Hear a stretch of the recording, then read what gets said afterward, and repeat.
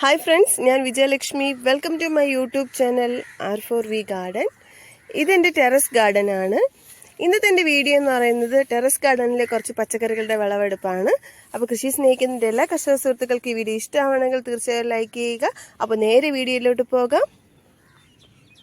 ആദ്യം നന്നായിട്ട് വിളഞ്ഞ് പഴുത്ത തക്കാളിയാണ് വിളവെടുക്കാൻ പോകുന്നത്. അപ്പോൾ തക്കാളിയെല്ലാം തന്നെ നന്നായിട്ട് ഇതിനെ പഴുത്ത് നിൽപ്പുണ്ട്.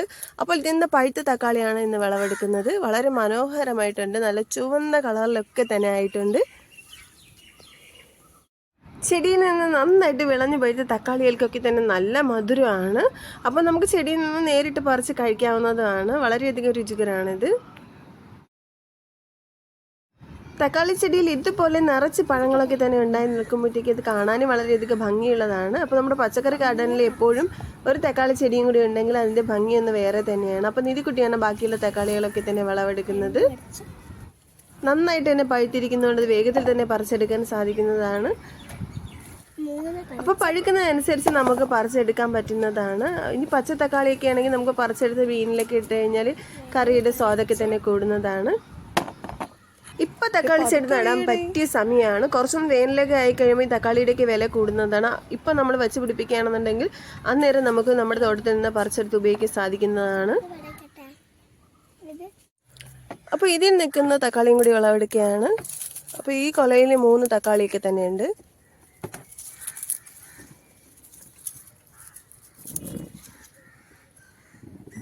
അത്യാവശ്യം വലിപ്പമുള്ള തക്കാളിയാണ്.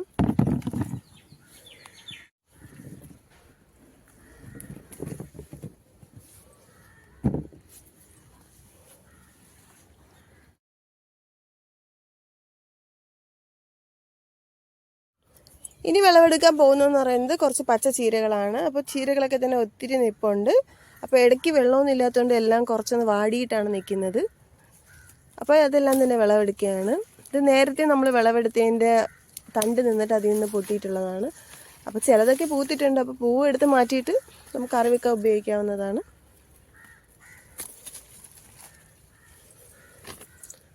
അപ്പോൾ ഇങ്ങോട്ട് നിൽപ്പുണ്ട് കുറച്ചൊക്കെ തന്നെയും. അപ്പോൾ എല്ലാം തന്നെ കട്ട് ചെയ്തെടുക്കുകയാണ്.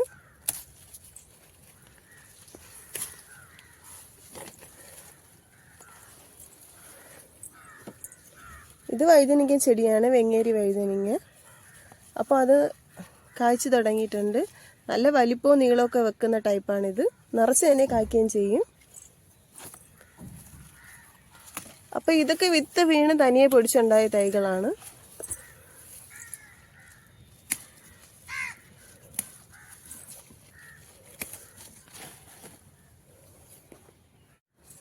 ഈ വരിയിലും കുറച്ച് ചീരകളൊക്കെ തന്നെയുണ്ട്. അപ്പോൾ അതും കൂടി വിളവെടുക്കുകയാണ്. നമുക്ക് ചെറിയ ബോട്ടിലൊക്കെ ഈസി ആയിട്ട് വളർത്താൻ സാധിക്കുന്ന ഒന്നാണ് ഈ പച്ച ചീര എന്ന് പറയുന്നത്. ഒത്തിരി കെയറിൻ്റെ ആവശ്യമൊന്നുമില്ല.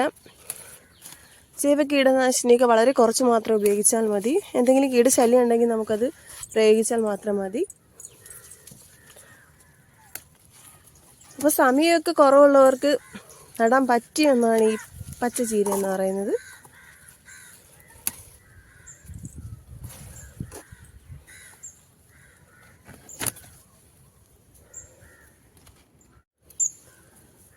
ഇതൊരു പച്ച കളറിലെ കാന്താരി ചെടിയാണ്. അപ്പോൾ നിറച്ച് തന്നെ ഇത് കായ്ച്ചു നിൽപ്പുണ്ട്. അപ്പോൾ കുറേയൊക്കെ തന്നെ പഴുത്ത് നിൽപ്പുണ്ട്. അപ്പോൾ അച്ചാറൊക്കെ ഇടാൻ വേണ്ടിയിട്ട് ഉപയോഗിക്കാവുന്നതാണ്.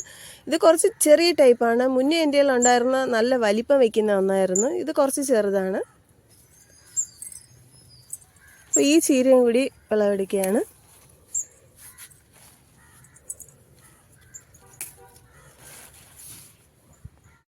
ടെറസ് ഗാർഡൻ്റെ ഈ സൈഡിലായിട്ട് വന്നിട്ട് കുറച്ചേറെ ചീരകളൊക്കെ തന്നെ ഉണ്ട്.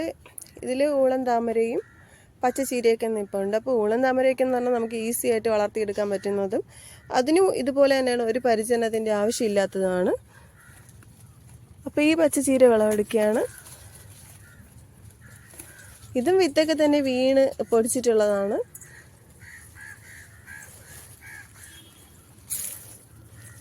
ഇതൊരു ചെറിയ വാട്ടർ കണ്ടെയ്നറിൽ നിൽക്കുന്ന ചീരയാണ്. അപ്പോൾ അതിനെയും കൂടി വിളവെടുക്കുകയാണ്.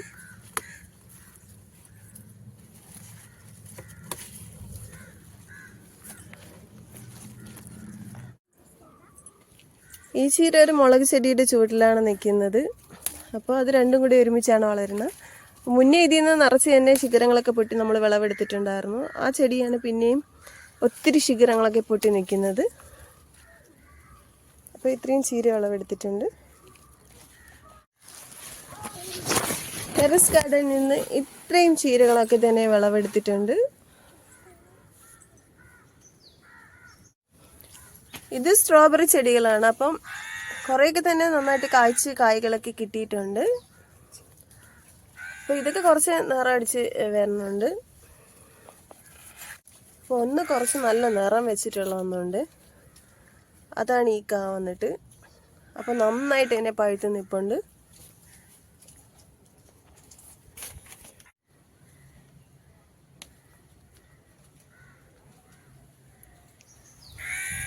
നല്ലതായിട്ട് പഴുത്തിട്ടുണ്ട്. കുറേ സ്ട്രോബെറി നമ്മൾ തിന്നിട്ടുണ്ട് കേട്ടോ. ഇനി കുറച്ച് ചുവന്ന മുളകിൻ്റെ വിളവെടുപ്പാണ്. അപ്പോൾ എല്ലാം തന്നെ നന്നായിട്ട് ചുവന്ന് നിൽപ്പുണ്ട്. അപ്പോൾ ചിലതൊക്കെ തന്നെ നന്നായിട്ട് ഉണങ്ങിയിട്ടുമുണ്ട്. കാണാനും വളരെ ബ്യൂട്ടിഫുൾ ആയിട്ടുണ്ട് ഇതിനെ കാണാനായിട്ട്. അപ്പോൾ ഈ മുളകെല്ലാം തന്നെ വിളവെടുക്കാം.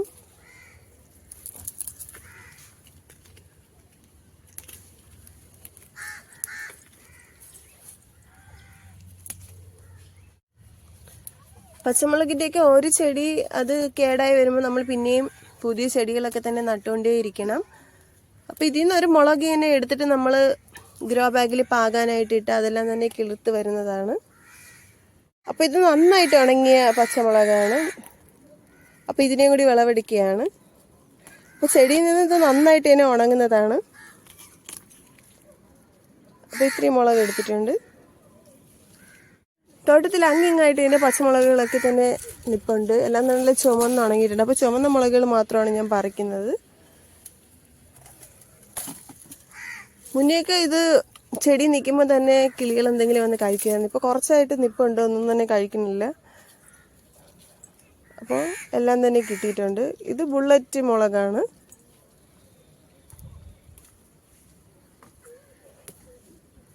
ഇതും ചെടിയിൽ നിറച്ചുണ്ടാക്കുന്ന ഒരു ടൈപ്പാണ്.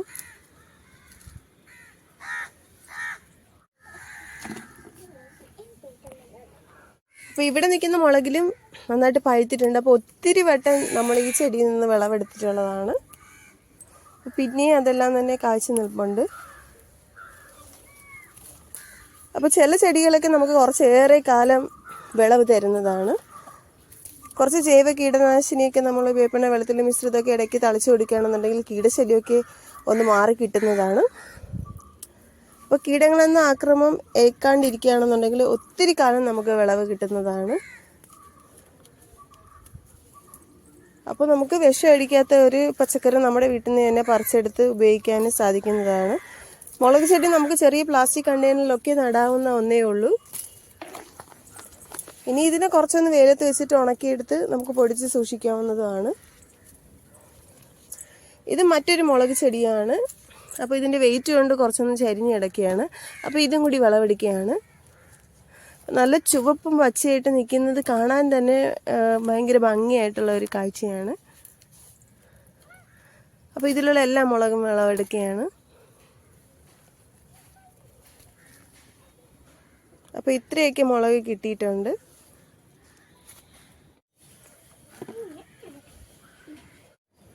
ഇതെന്ന് പറയുന്നത് ഊളൻ താമരയാണ്. അപ്പോൾ നിറച്ച് ഇലകളൊക്കെ തന്നെ ഇട്ട് നിൽപ്പുണ്ട്. അപ്പോൾ ഇതും കൂടി ഇന്ന് വിളവെടുക്കുകയാണ്.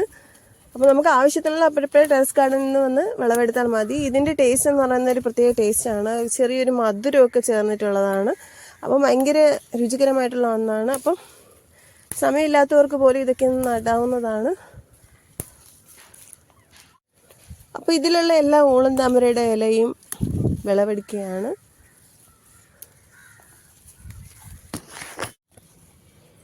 അപ്പോൾ ഇത്രയും ഊളൻ താമരയുടെ ഇലകളൊക്കെ തന്നെ പറിച്ചിട്ടുണ്ട്.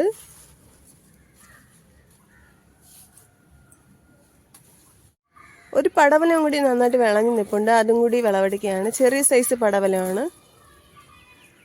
അപ്പോൾ ഇതും കൂടി വിളവെടുക്കുകയാണെന്ന്.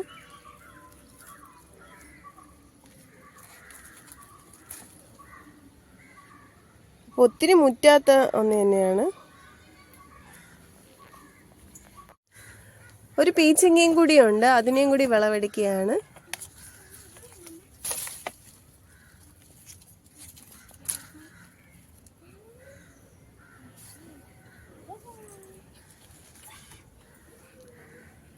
ടെറസ് ഗാർഡനിൽ ഇന്നത്തെ വിളവെടുപ്പ് ഇത്രയൊക്കെയാണ്. ചുവന്ന മുളക്, തക്കാളി, പടവലം, പീച്ചിങ്ങ, ഊളൻതാമര, പിന്നെ പച്ച കളറിലെ ചീര, എന്നിട്ടൊരു സ്ട്രോബെറിയും.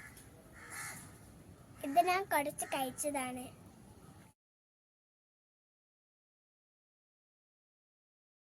കൃഷിയെ സ്നേഹിക്കുന്നതിൻ്റെ എല്ലാ കർഷക സുഹൃത്തുക്കൾക്ക് വീഡിയോ ഇഷ്ടമായിട്ടുണ്ടെങ്കിൽ തീർച്ചയായും ലൈക്ക് ചെയ്യുക, ഷെയർ ചെയ്യുക, സബ്സ്ക്രൈബ് ചെയ്യുക, കമൻറ്റ് ചെയ്യുക.